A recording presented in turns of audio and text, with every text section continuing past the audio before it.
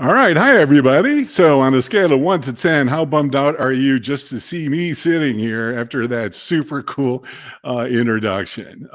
Well, I hope to not disappoint because one of the things I've learned about the cybersecurity and information technology ecosystem is for the longest time, we operate on FUD, fear, uncertainty, and doubt. And while there's plenty to be afraid of and uncertain about and doubtful of, we want to make the pivot so that you can occasionally at least unleash some fun.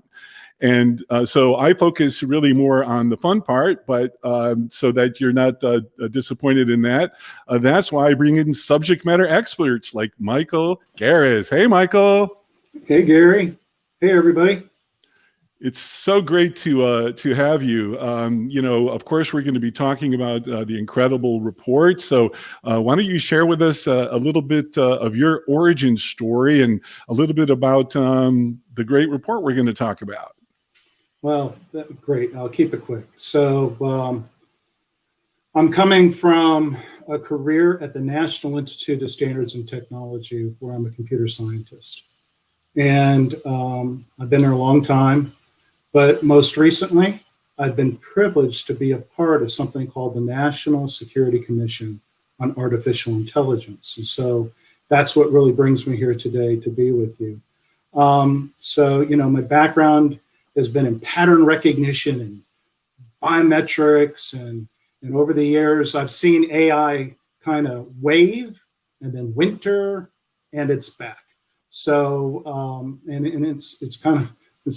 it's really back this time. So anyway, that's just quick background on me.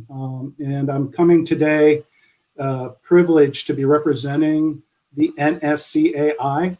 I serve for them as their chief technology advisor on staff.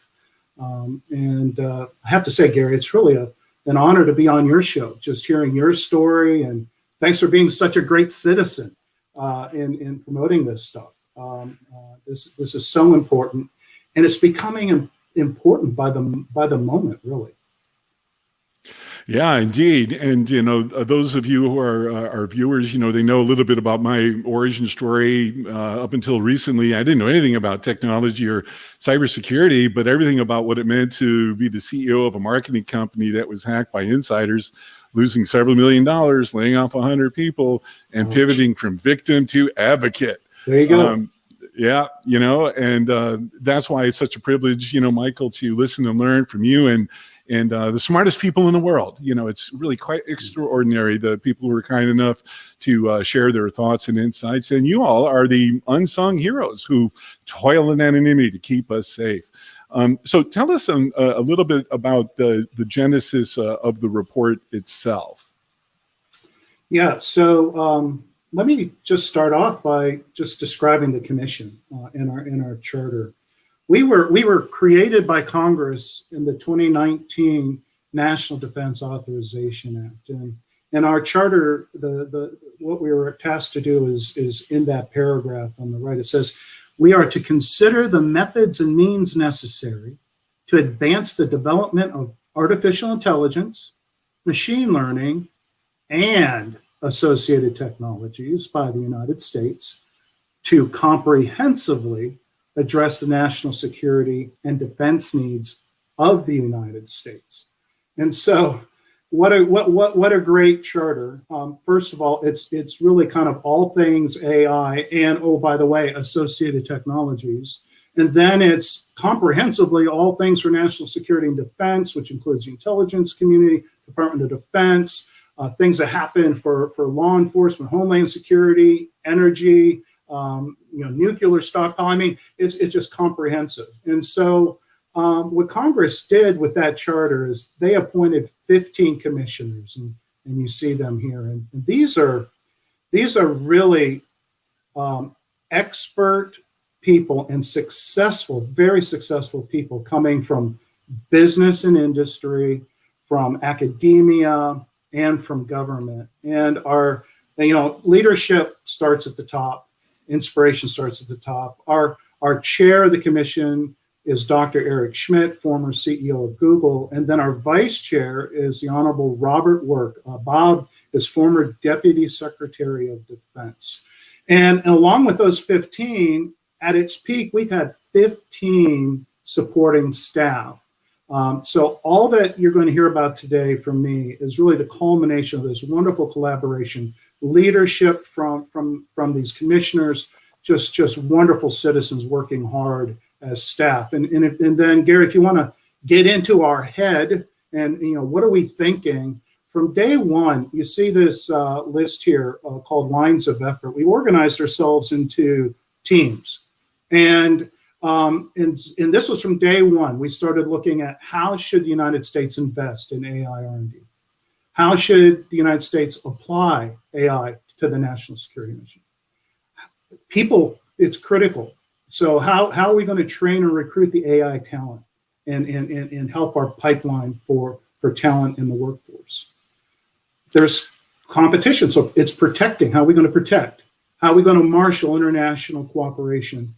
And then I'm really proud to say that in all of this, ethics and responsible AI has been in view and baked in. And we've done a series of reports, but the most recent one is our final report to Congress and the President, which came out on March 1st. So I'll pause there. That's sort of like the commission before I kind of maybe talk about what we mean by AI and about the report. I don't know, any comments, thoughts about the stage that's been set by this commission? Yeah, I mean, how did the briefing go to Congress? That was just, I think, on Friday, if I'm not mistaken. There's been several. That was one of the highlights. The briefings have gone just very well. This is a bipartisan commission. I would say the work of the commission has been nonpartisan, and we have been created out of a bipartisan acknowledgement that now's the time for strategy and action and getting the government in a place where we can continue to lead. And so that was reflected really unanimously from Congress on Friday. There's hard questions, no doubt, and there's a lot of work to do. And so that's being acknowledged. But overall, that 750-page set of recommendations is being very well received. And, it's not just words on paper. We actually, in the back, have a whole section of legislative text that supports every recommendation. So lawmakers, they can tweak it. If they align to it, they can cut and paste and drop it into bills. So this is like ready-made, right? It was unbelievable. That, to me, was the most interesting part. This is, I think, about a 756-page report, and when I first started to review it, I was thinking to myself, okay, so what? Like, what do you do with all this incredible information?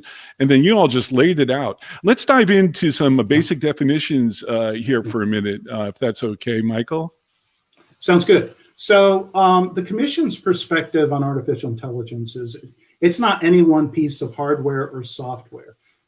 We like to say it's a constellation of technologies. So this is technologies that solve tasks often requiring human-like perception and cognition and planning and learning, communication, and these technologies may learn and at times act autonomously, and that could be in the form of software agents or embodied robots.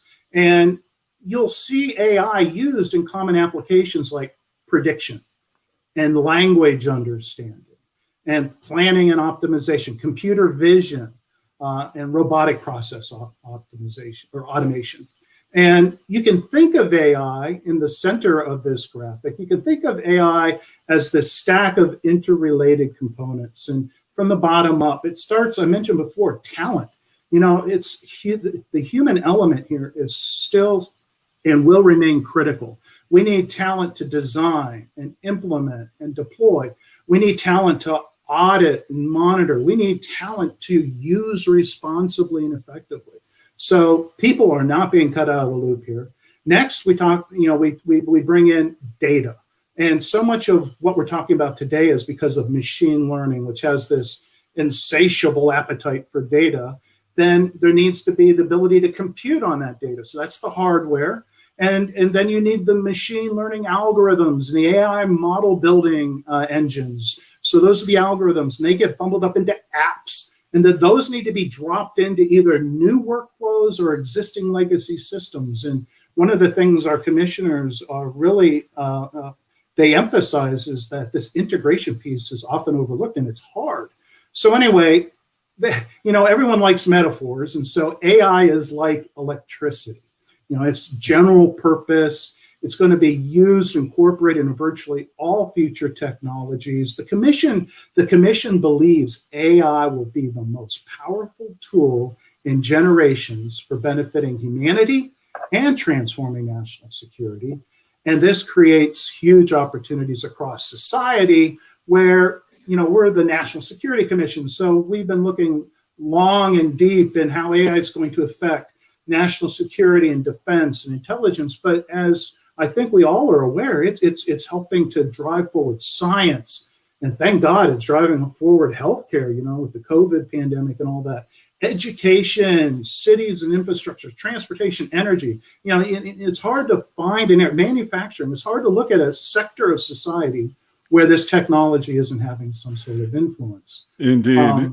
Yeah. And what's amazing about, what you're saying right now is that, any one of these slides that you're sharing here is worth, a week's worth of discussion on this show, because it delves into, all aspects of life. And, one of the things that I'm curious about is, to amplify what you were saying about the need for talent, because I think there's probably a reasonable, cross-section of people who are scared of artificial intelligence. How do you address our audience, about that question? Or is that a valid assumption? Let me check.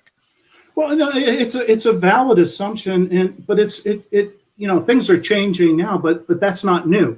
So you can take a historical perspective and look at, the Industrial Revolution and how things changed from an agricultural society, right, to an industrial. And now we're moving into this digital age. And so the point is that over time, the nature of work does change. And so, the workforce, managing the workforce, keeping the workforce reskilled as these changes come, making sure that our pipelines of future workers is healthy and filled with competent, eager, innovative Americans that are ready to roll. That's been a huge part of our efforts around that talent piece that I've been talking about. And we have 2 chapters devoted to talent out of our report.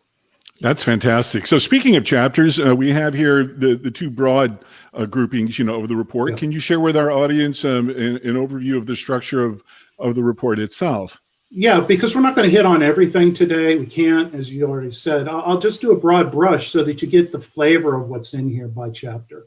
So we got the 2 parts, defending America on or in the AI era, and then there's winning the technology competition. So with the first part, we come right out of the gate with a chapter on emerging threats stemming from AI. Then we transition into 2 chapters devoted to AI in defense and warfare. Skipping to chapter 5, we then look at AI and its function within the national intelligence community. And then in between, we sandwich a treatment, a very careful treatment on autonomous weapon systems and associated AI-enabled warfare. So very deep. And then we move to this talent piece in chapter 6 that I just described. Then the next 2 is where our ethics work that's been cross-cutting everything, it shines in chapters 7 and 8. The first is the chapter that really drives home the fact we need justified confidence. Americans, the world needs justified confidence in these AI systems. And then chapter 8, we need to uphold our values in all of this. Then moving to the second part, there is a geopolitical stage that we're not really going to unpack here in cyber world, but today, but there is this strategic competition cooperation that needs to take place. It is taking place. We come back to talent. we need to compete. One of the competitions is competing for talent on that global stage. We need to drive AI innovation through research and development. And then chapters 12 and chapters 14 are both elements of how to protect this technology as it emerges and as it's invented. The first one, the chapter 12, is more around protecting technology inventions, so patenting and trying to get that right and improving upon that, because you can incentivize with patents, you can kind of encumber with patents. Then there's microelectronics, the hardware part of the stack we were talking about. Then there's this protecting our research and our ideas. And then, of course, this doesn't happen within the borders of our country. It's a global issue. So how should we marshal and collaborate with our international allies and partners? And then there's this whole other kind of parking lot of additional relevant emerging technologies that we've been chartered to look at. So that's the report as it's organized. And what I'll tell your viewers here is so go to nscai.gov, that's our website, and go to the reports, go to the final report. And what you're going to see two options for the final report. One is a traditional PDF. The other one is this really cool online interactive report. It lets you navigate this document based on your interests. You can search in keywords, you can hyperlink between connected sections. It's just a really great way to make this large document accessible. You know, and kudos to you and your entire team for the way you organized such incredibly complex and varied information into a really interesting read. And I love the interactivity of what you're saying as well. So let's add to the discussion, Mark Raphael. Hey, Mark, how you doing? Hey, Gary, thanks for having me. Hey, Michael, how are you? Doing well, Mark. We're so lucky to have Mark with us. He's the CEO of Supremely, and amongst one of many of Mark's talents, he's a bit of an expert in artificial intelligence. So, Mark, why don't you tell us a little bit about your origin story? Yeah, absolutely. First of all, guys, it's such a great talk, and I can't stop congratulating Michael and the group behind the report. It's such a great tool, such a trove of information that actually pushing the industry forward. Let me say my origin story. In the last few years, my company, we have been leveraging artificial intelligence to solve some very difficult problems. Like, for example, we were working with authentication of users, and we have been using fingerprints and iris recognition software, working with potential quantum-resistant cryptographic algorithm. And then we embark in authentication of media, pictures, audio, and video to kind of try to combat deep fakes. And recently we launched cybermaterial.com, which is a data aggregator to help cyber professionals, executives, and cyber citizens to find actionable data to mitigate the growing number of security threats. So my experience working in the intersection of AI and cyber gave me firsthand knowledge of the challenges to integrate this new set of technologies, which is definitely changing the world. And, you know, speaking of the world, Mark, you've had a very interesting kind of global series of assignments and things you work on. Maybe you can share with our audience a little bit about that. Yeah, absolutely. Actually, we were planning on talking about that later, but I will just show it. So this is a small component. It is an iris recognition sensor. And then let's say 3-4 years ago, we were kind of building a device and we wanted to combine fingerprint recognition and iris recognition to kind of create like a better user authentication from the physical biometrics. And the problem was from coast to coast in the US, you couldn't find a manufacturer that actually was able to create and market this product. So have to go all around the world, from Europe to Asia, of course, and the goal was to avoid manufacturers in China, mostly for IP protection reasons. And we ended up working with a company in South Korea, and then it has been like an experience that actually showed me how, I'm not saying far behind, but how complicated it is for the US to embrace this new technology and actually move forward, because there are a lot of companies trying to solve those problems. And when you can find the small components that enable you to build these devices or to put together those technologies, it's a challenge. So yeah, that's why I embrace and I welcome actually this initiative. And I think that's actually a very positive note for this group to put together such great document, but also the recommendations are completely on point. Yeah, and Michael, maybe you can build on that a little bit, pertaining to competition with other nation states. Who do you think is our biggest competition?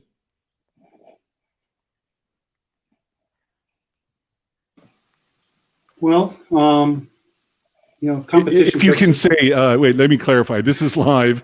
Let me just do a caveat. If there's something, you are uncomfortable or can't say, just tell me. Yeah. Well, the competition takes different forms, right? And so some of the things that we're looking at here would be competition economically and on the technology stage. And I think we understand by looking at the source and supplies of where our electronics are coming from, who the leaders are. There's also competition taking place, more from a geopolitical and a values perspective. And so there, we can talk more about that along the way, about our values. And of course there, our U.S. position is different from even our allies, say in Europe, when it comes to like data and data protections. Certainly different in terms of our views with countries such as Russia and China. Yeah, indeed. One of the things that struck me, just as a citizen regarding this report, is the complexity of it, the depth and the breadth, of things. And one of the cool things that Mark and his company does is distill complicated information into things that are a little bit easier to digest. So take a look at this.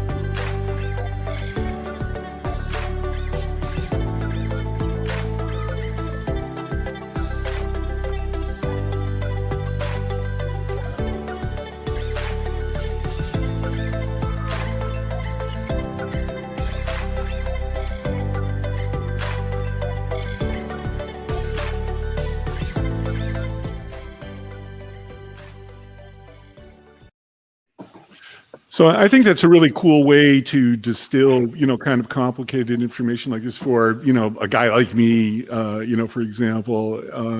And so Mark, if people want to see the entire video, where should they go so they can take a look at it?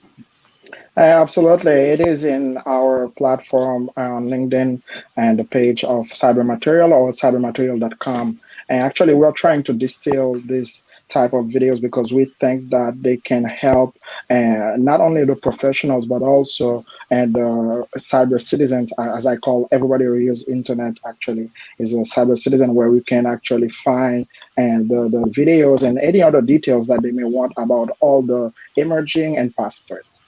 Well, that's terrific. And speaking of someone who is not only brilliant in AI in a number of fields, he's also, kind of a cyber citizen as well. Let's welcome to the show, Deli and Atanda. Hey, Deli, how you doing? Hi, great. Thanks very much for having me, Mark. Gary, great to see you.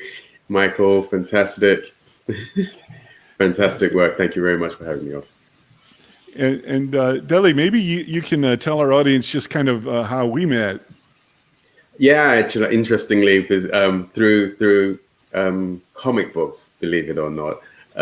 So, in light of the conversation that you guys were just having around communicating complex ideas in this space, how do we manage to do that? So, we developed a comic series, a cryptographic novel, as we call it, to communicate around data sovereignty, data intelligence, decentralization, and all of the social issues around this new technology landscape that's emerging, and using that to connect these issues with people in a much more emotional and compelling way than the dry sort of technical manner that we're normally accustomed to discussing these things. And of course, Gary has been working similarly on using comic stories to address complex cyber issues. So I think we connected through the cyber space effectively, and started exploring our common ideas around that, and then got really much deeper down the rabbit hole, as is inevitable, to understand the correlation between a lot of the activities we're working on. And related to this, at least tangentially, can you just give us a quick briefing on non-fungible tokens, NFTs? Right.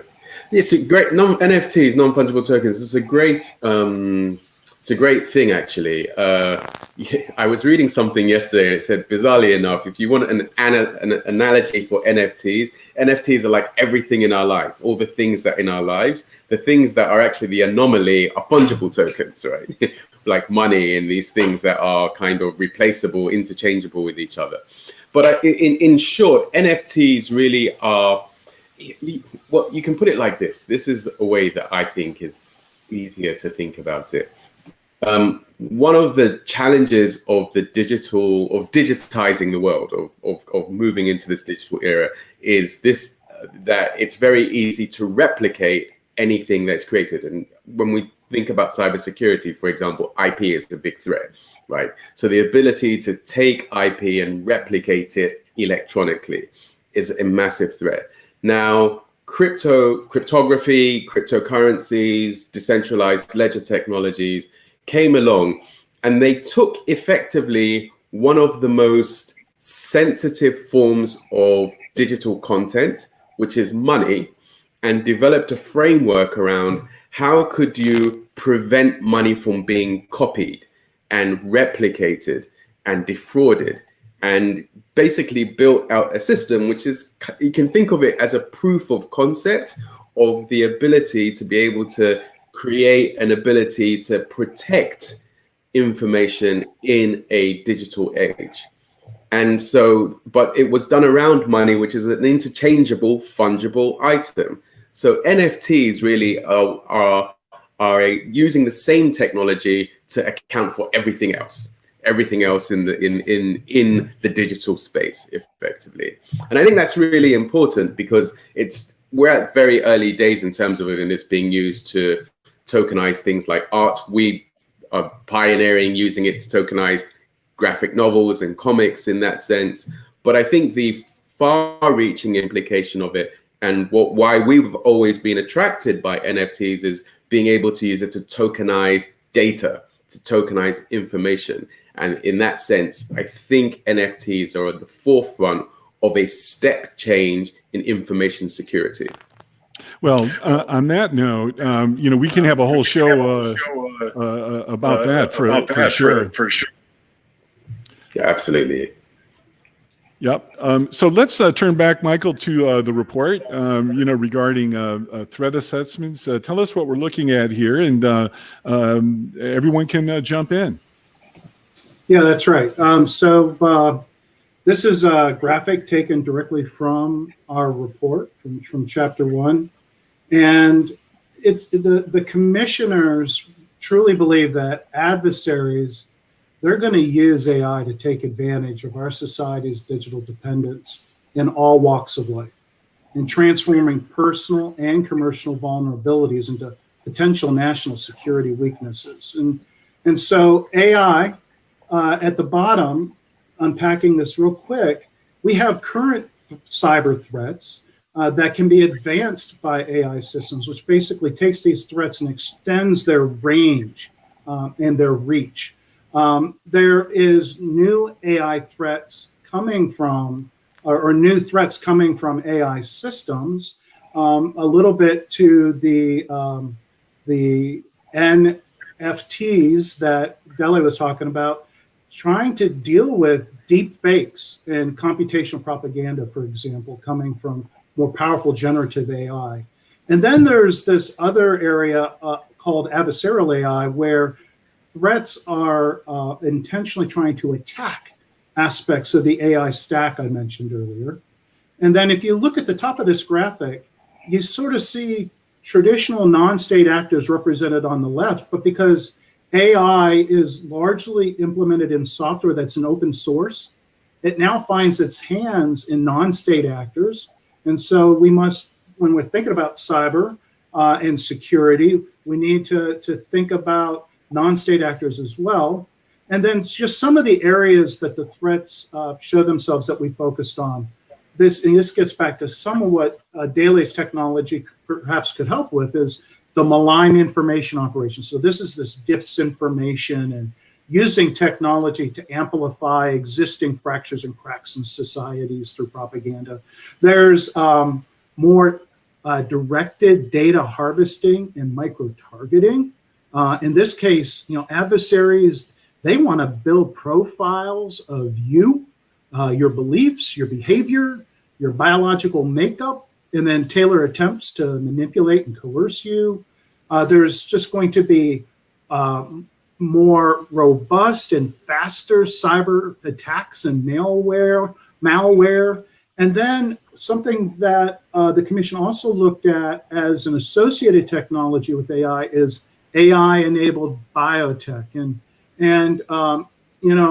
with our rapid response to the COVID virus, this has been really helpful, but we're talking about programmable biology. And so from a threat perspective, this could lead to human augmentation, AI engineered pathogens, and so forth. So this threat landscape is pretty rich, and it's pretty serious. And I'll pause there and allow my colleagues to interact with this. Yep, Dele, Mark, go ahead. Yep. Yeah. Please go ahead, Mark. Actually, I wanted to kind of amplify all the findings by we can summarize it this way. AI is for cybersecurity a gift and a curse. So it's a gift where we can actually solve a lot of problems, or we are actually in the process to solve some of those problems. We actually see the lights at the end of the tunnel, we think. But at the same time, it brings a whole new game where we got so many other issues that we are still trying to wrap our heads around and say, what we're going to be doing, is because this is terrible.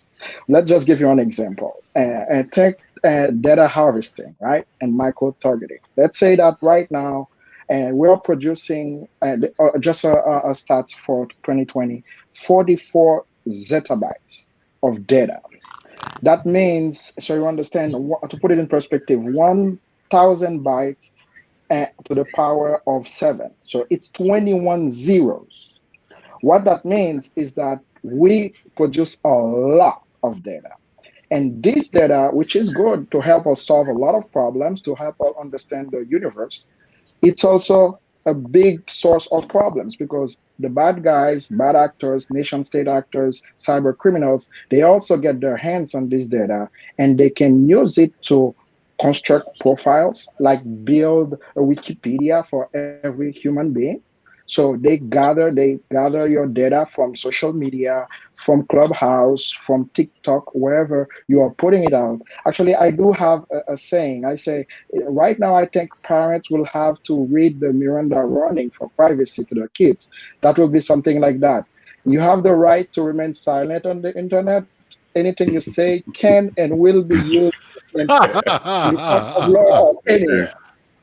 So true. And this is absolutely true, because they have the ability to put together all this data and put it in perspective, study it for a long time, and use it for social engineering attacks or micro-targeting attacks. So it's not a joke.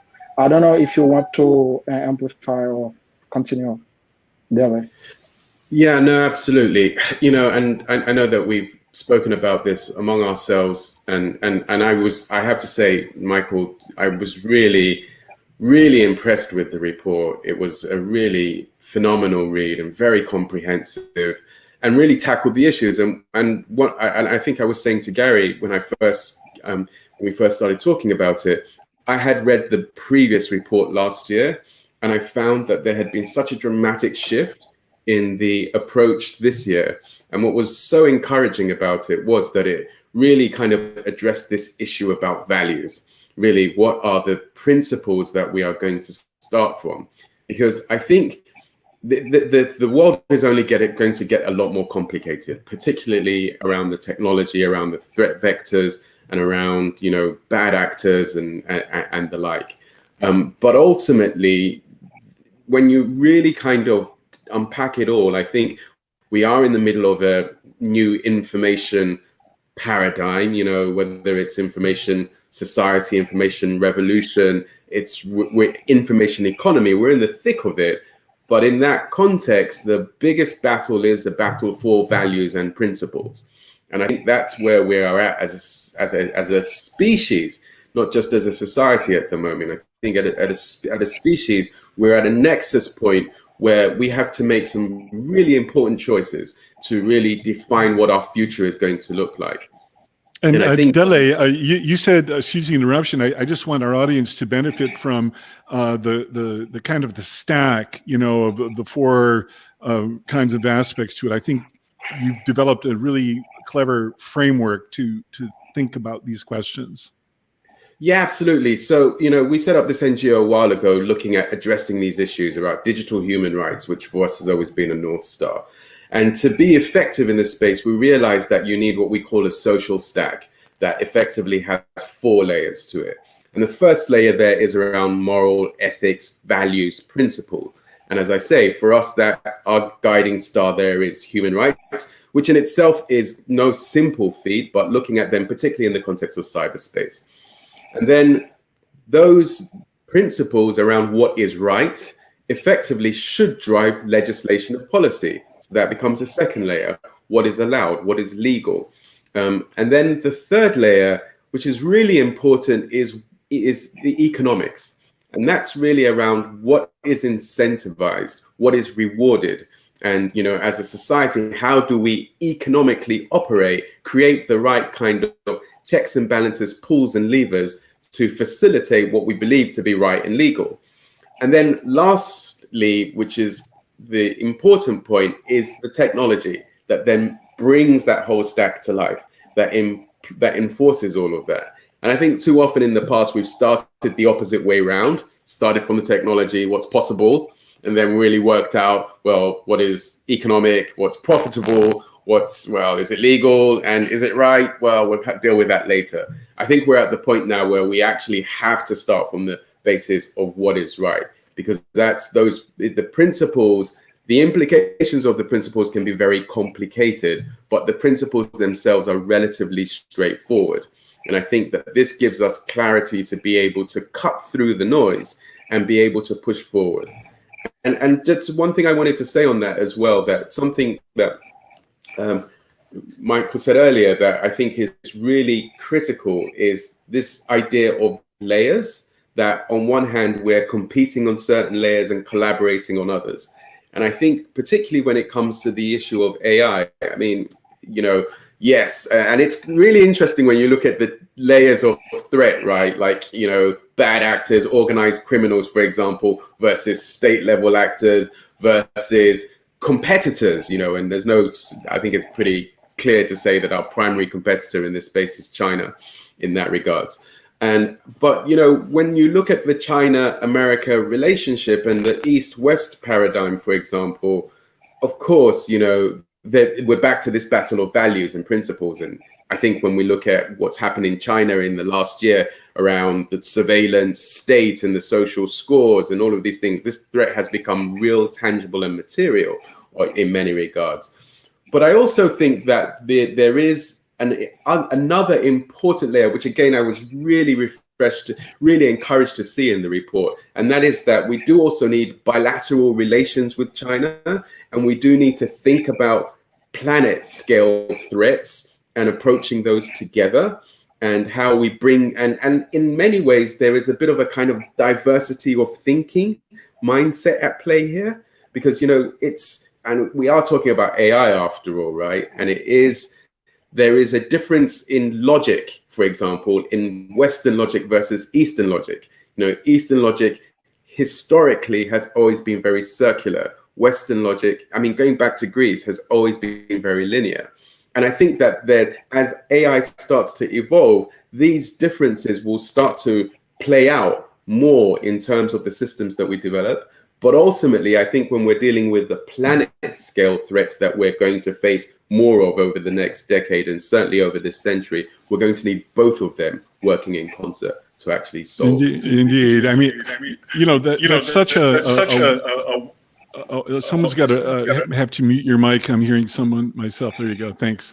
That's such a giant issue, planet level thinking. One can only hope that, especially even given the massive planetary reset from COVID, maybe now is an opportunity to kind of, move from grief, to growth in this way, to have a more collaborative planet on these massively important topics, based upon values. And I can't think of a better person. Here's one of our rapid responders. You may have noticed I put out like a little bat signal.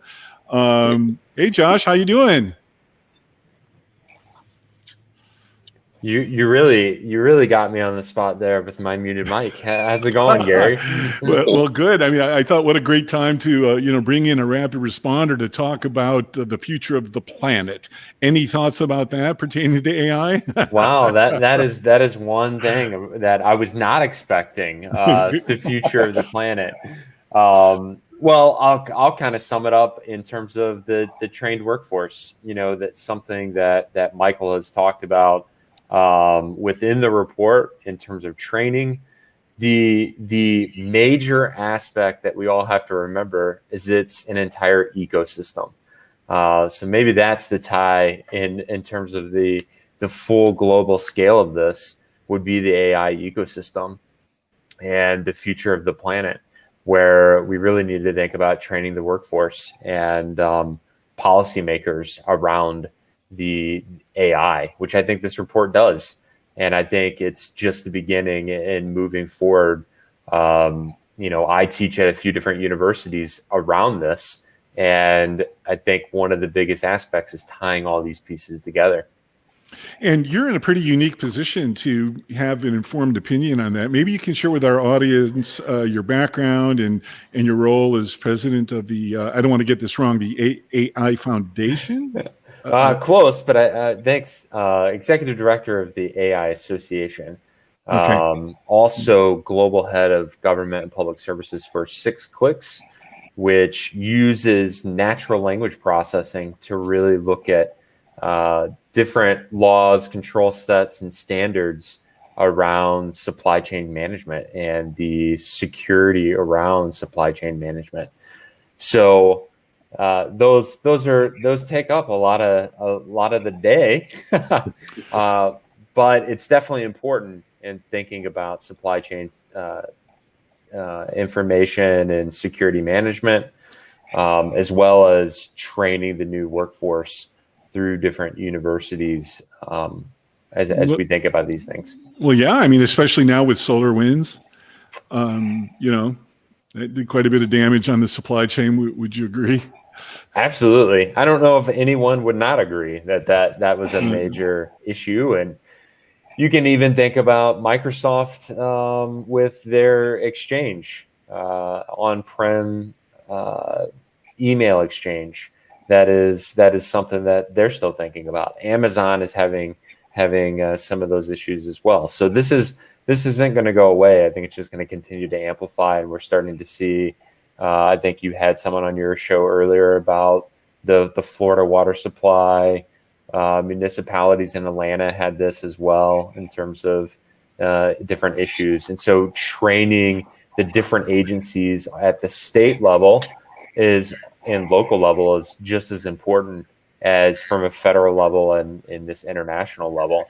I was on the ad hoc committee for the ACUS, or the Administrative Conference of the United States, on the agency use of artificial intelligence. And that was one of the biggest things, was in thinking about transparency, thinking about bringing a new workforce into the agencies that understand the math and the computer science and also the political and policy information that we need to think about. Yeah, indeed, and also the value system. We have another great rapid responder here. Hey, Scott, how you doing? Hey, how you guys doing there? This is Scott Schuber. He's, in addition to being a great friend, a bit of a mentor to me. So anything you like about the things that you're hearing or seeing from our show is because of Scott. Anything you dislike is because of Scott. So, Scott, maybe you can share with our audience a little bit about your background. And you have a rather unique, I think, perch, because your company manufactures physical devices. So it's not just software. Maybe you can amplify a little bit, about that. And I'd love to hear your thoughts about 5G. Yeah, absolutely. And again, just in brief, my company, Berkeley Varitronic Systems, we're really a hardware company, as Gary mentioned there. So what we're actively doing is designing and building wireless threat detection tools that really go to different cybersecurity agencies, mostly DoD agencies. And our focus is on the wireless aspect, where wireless is the conduit to hack into government agencies where they're housing classified information. And interestingly enough, and I'm so glad that looking through this report, Michael, it's brilliant, because a lot of the things we read about and hear about in headlines, this report is actually addressing AI as here and now and looking forward to the future. So some of the active developments and research that my company has been doing over the past few years, they're becoming reality. In other words, we're always trying to mimic really humans, the way we think, the way we act, and building upon past things we learn. That's really what effective AI is. And now we're implementing that into some of our tools so we can think and anticipate what a hacker is going to be doing, trying to break in and steal personal information or classified information like that. Implementing that into our tools is exciting because we're seeing the benefits of it.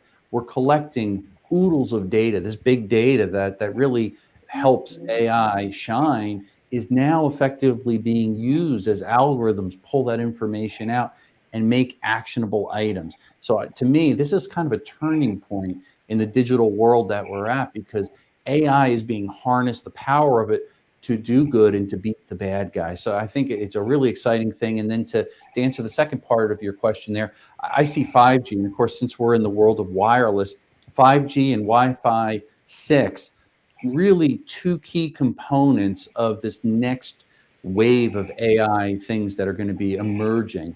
And being able to protect that space is important from a company like ours, but also being able to use it because of the high throughput, the low latency and delays that we're dealing with right now with 4G LTE current technologies.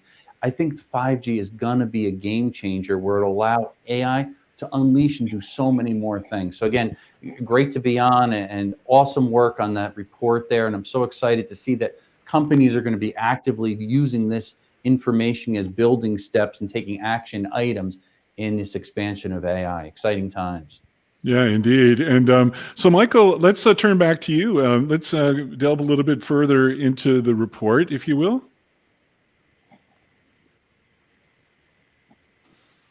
Sure. So kind of backing up to the values discussion, what you see on the screen here is the chapter dividers. They're like graphical table of contents for two chapters covering ethics and values that I mentioned earlier. Um, I'd like to just let the audience know that the Commission has a firm conviction that the United States must demonstrate how a democracy should use AI. And in so doing, how to protect the security of its citizens while upholding democratic values. And Dele was getting at some of this. And our security applications of AI, they must conform to core values of individual liberty and equal protection under the law. And the objective here is to continue for the U.S. to lead the world in driving AI innovation and technologies while maintaining our core democratic values, and not to lose them, and not to lose what makes us America in the face of competing adversaries that may not hold to the same standards of values that we've been talking about. And Wow. yeah, and so I'd like to point your viewers to it's a supplemental document to the report. It's called Key Considerations around the ethical and responsible use of AI. And some of the categories that get unpacked in that document, and there's an abridged version in an appendix of the report. We're talking about these areas of developing AI in a way that aligns with American values and the rule of law, engineering principles, performance of AI, how to deal with human and AI teaming in that interaction, and then overall accountability and governance. So there's a lot of rich work done there, and that's become part of the DNA. And one of the things you'll see as you read through the report, you're going to see endnotes, and those endnotes are filled with references, and this is really great to our key considerations for ethics and values. And what is our audience to make of what we're seeing now on the screen? Yeah, this is this associated technologies that was put in to our charter. Scott was just talking about 5G. Our commissioners and our staff have spent a significant amount of time looking and assessing issues around 5G. In that case, one of the concerns again is supply chain. There's one predominant provider of 5G on the planet. It's Huawei out of China. There's currently no other single supplier that can compete with it in terms of price and quality. And we think that's an issue. And so we need to bring this technology to bear and actually create technologies comparable on the domestic side. And then also to really tap into so that the government and the Department of Defense particularly has access to the spectrum when it needs it. The Commission strongly urges that the spectrum that 5G is going to serve up needs to be the mid-band spectrum, as it's called, needs to be shared and intelligently shared. But so that's 5G. But another area and that we hear a lot of is quantum computing. And I'll just say that we're not sure when we're actually going to see viable kind of commercial quantum technologies, quantum computers, but our commission does not think it's too early. We actually think now is the time to work in quantum because we don't want to end up in the same place we are right now with high-end chips. We want domestic production to be able to take place here. And so some of the mechanisms for that, the government is going to have to write some big checks to supplement this stuff. And to do this manufacturing high-end chips and bring it back, that equipment is extremely expensive. And then it's also about just boosting the research and development of these things. So that's quantum, and I think Mark might have a few thoughts about quantum. But we also looked at, I mentioned the biotech. I mentioned I didn't mention, but we were looking at like the importance of emerging technologies around new and improved storage for energy, as an example. So there's a number of these different emerging technologies, and just to give one highlight from the report is we actually think that the U.S. government needs to be even more strategic about handling and steering into and embracing and adopting these emerging technologies, all the way that that we give a recommendation that there should be a new office out of the vice president for looking at technology competitiveness and looking at emerging technologies. Mark, what are your thoughts about quantum? Yeah, absolutely. Actually, in the community, we are kind of making fun. We say that quantum will put everything in society on steroid, like bad or good. So get ready to see everything amplified, and that's true.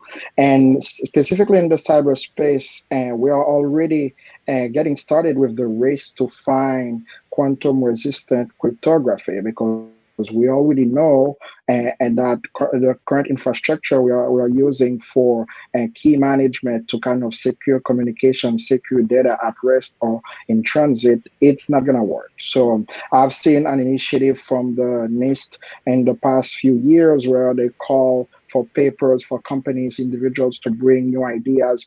And this is absolutely terrifying. And also it's a thrill for people working in the industry. And we can say that even though we are not that close to a device, a quantum computer where users going to have their hands on it, but we feel like there is a need now to get started. So the report was on point to kind of highlight that and give some absolutely great recommendations. Mostly on the investment side, we have seen the comparison between the US and China, like how they kind of centralized, they got a specific plan and they are executing on it like very faithfully.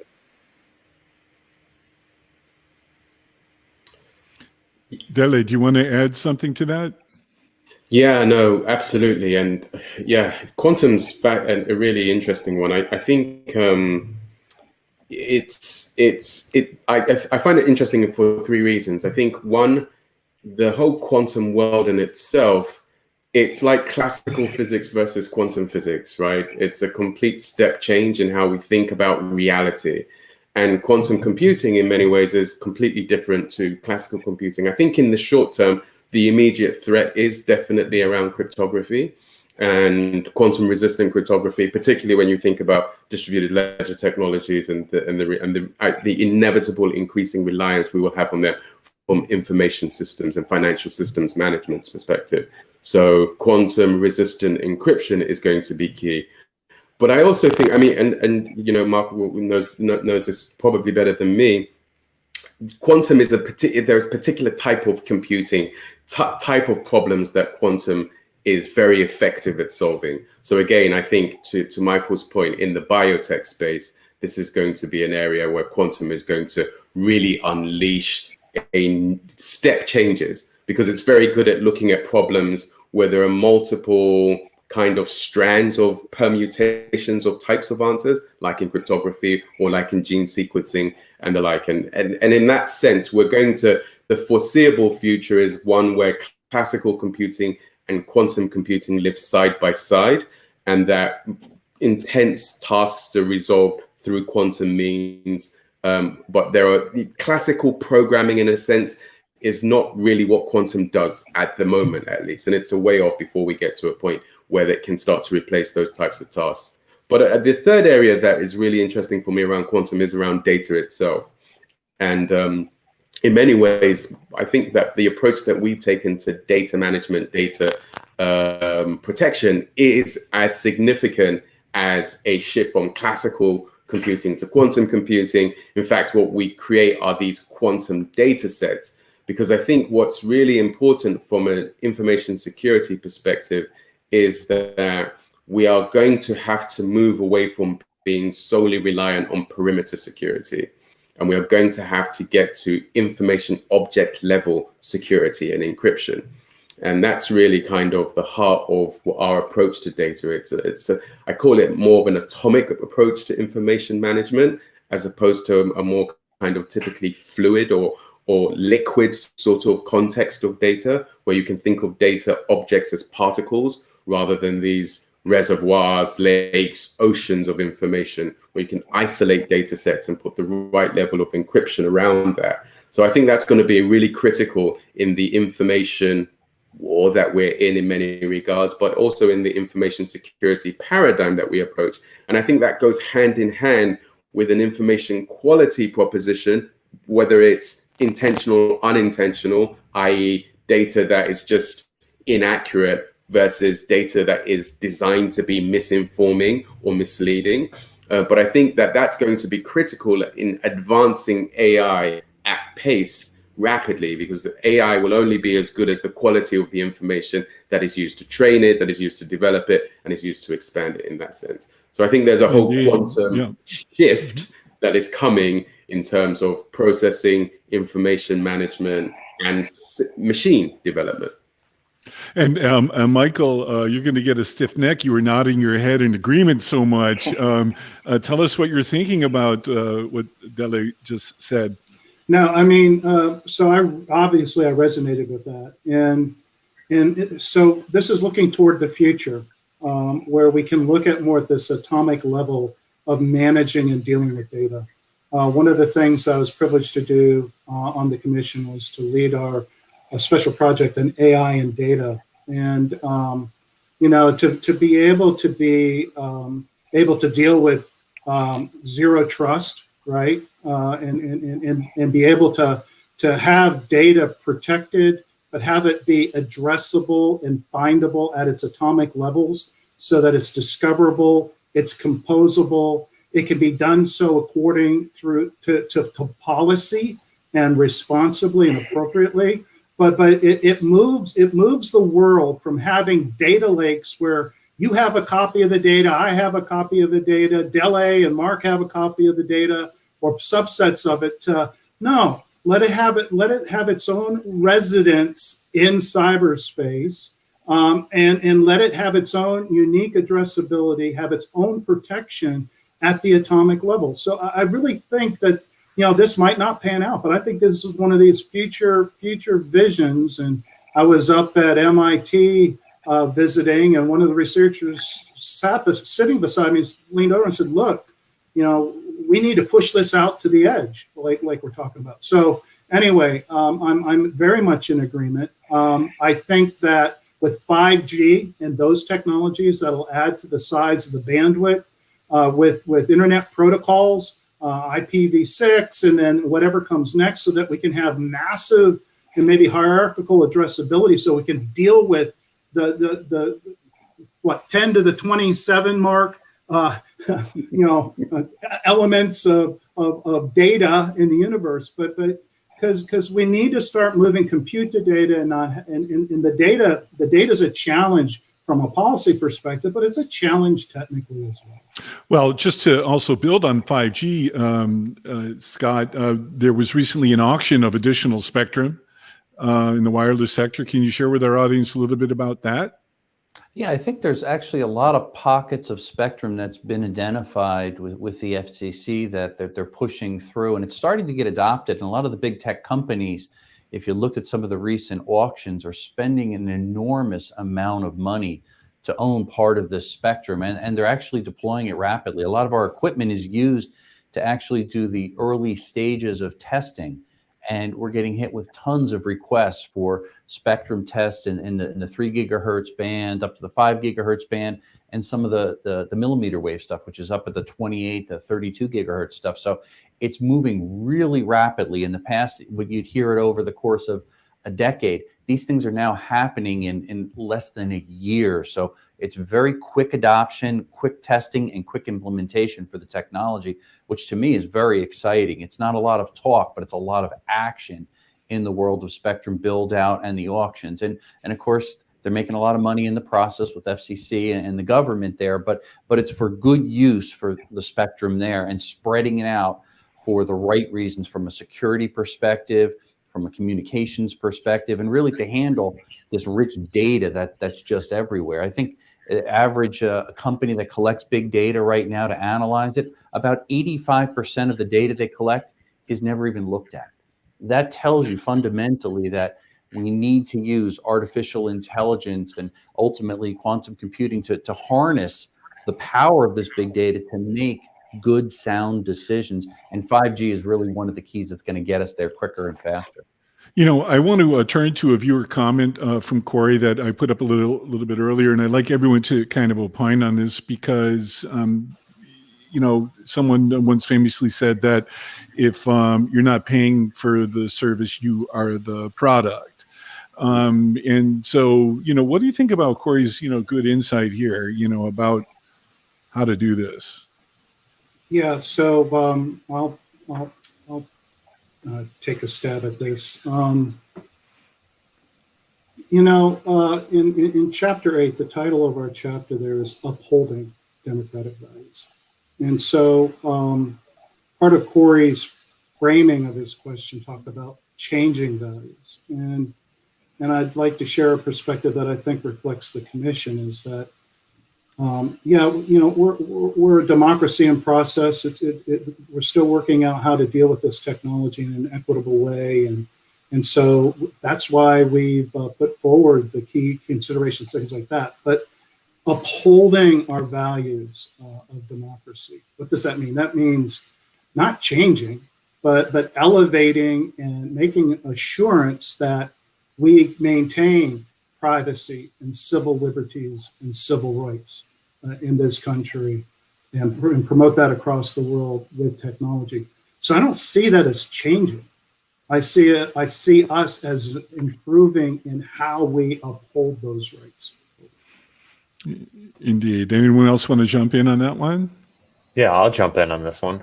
The notion that we're not we're not acting or showcasing this democracy.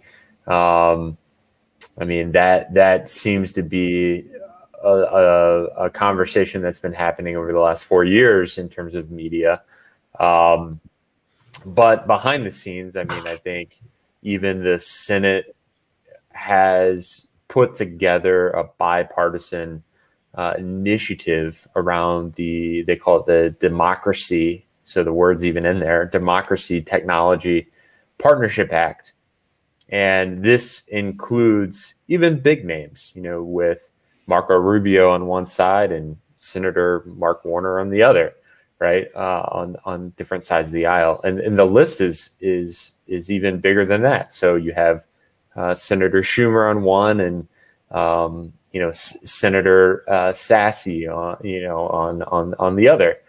And the whole goal around that would be to develop sort of these interagencies or an interagency office within the State Department to bring partnerships between these democratic countries and develop some more standards and norms in technology development across the supply chain that we call with our allies.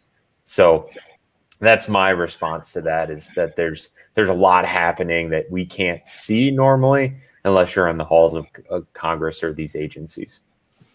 And along those lines, Josh, if the viewers here wanted to see the commission's thoughts on that, all they have to do is jump into chapter 15. Over. Yeah, I just chime in on that as well. I understand where Corey's coming from with that question and that point. And I think it's probably safe to say that America is the world's greatest democracy. I think that's a given. That said, I do think that as a species, these principles of democracy are a work in progress. And they are a set of principles that we aspire to and that we can work towards to making our systems more democratic, more abiding with those fundamental principles of democracy.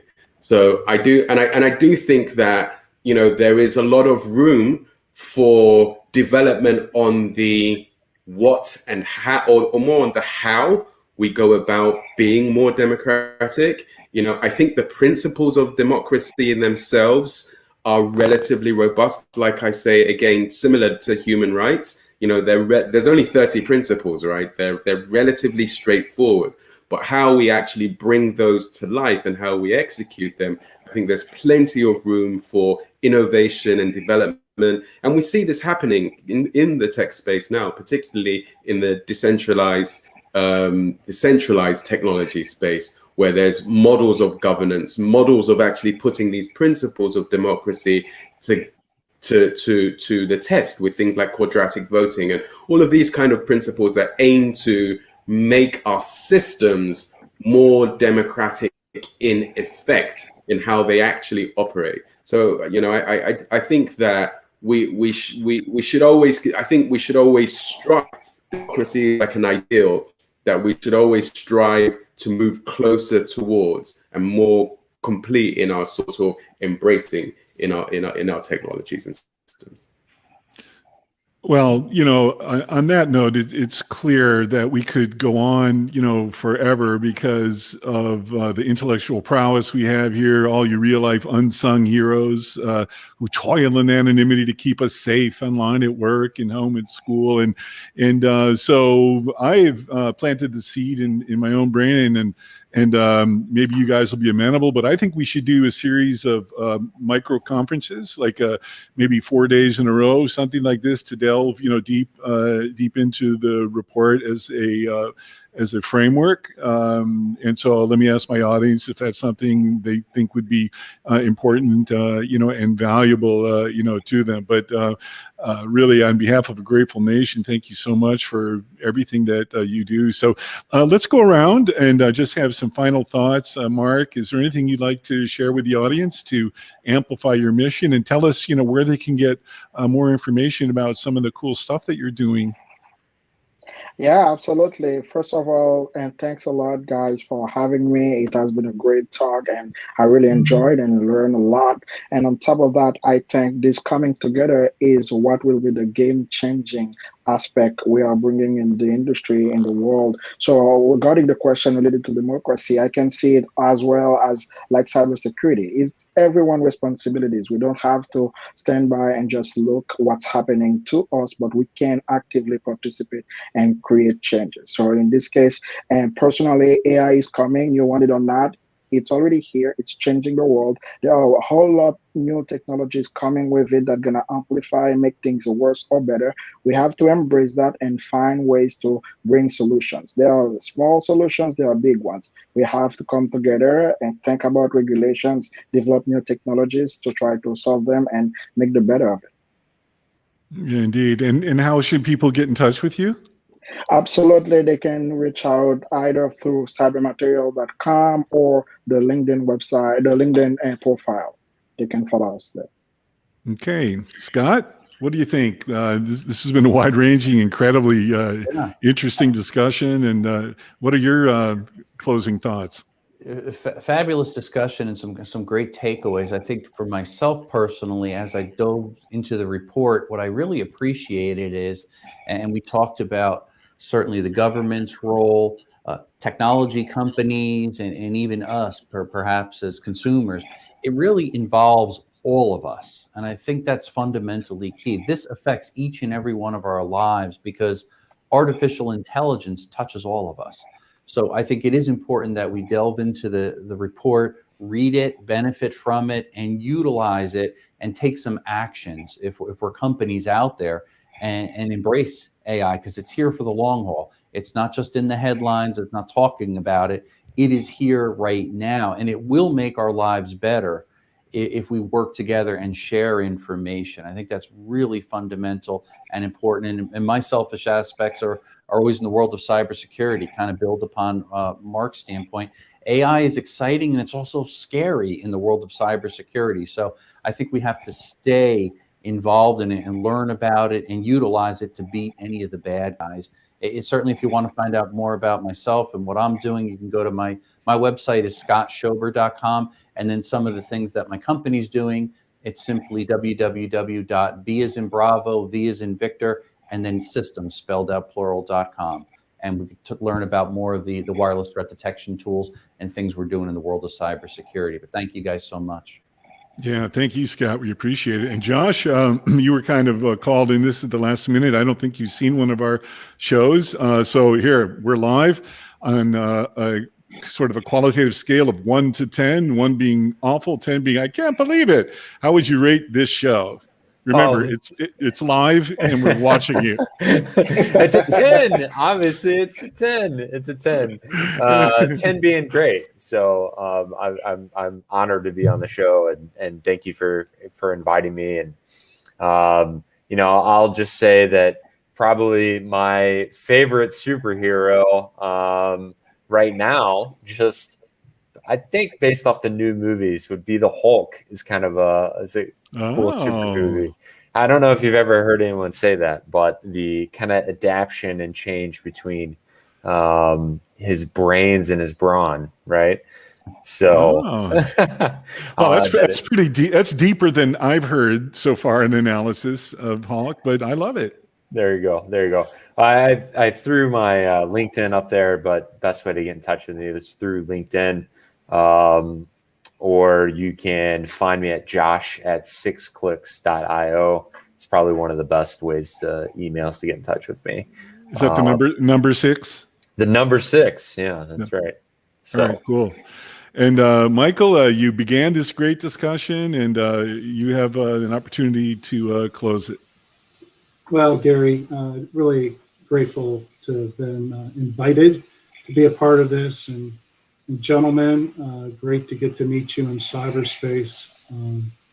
Hopefully, we can continue to interact and dialogue on these important things.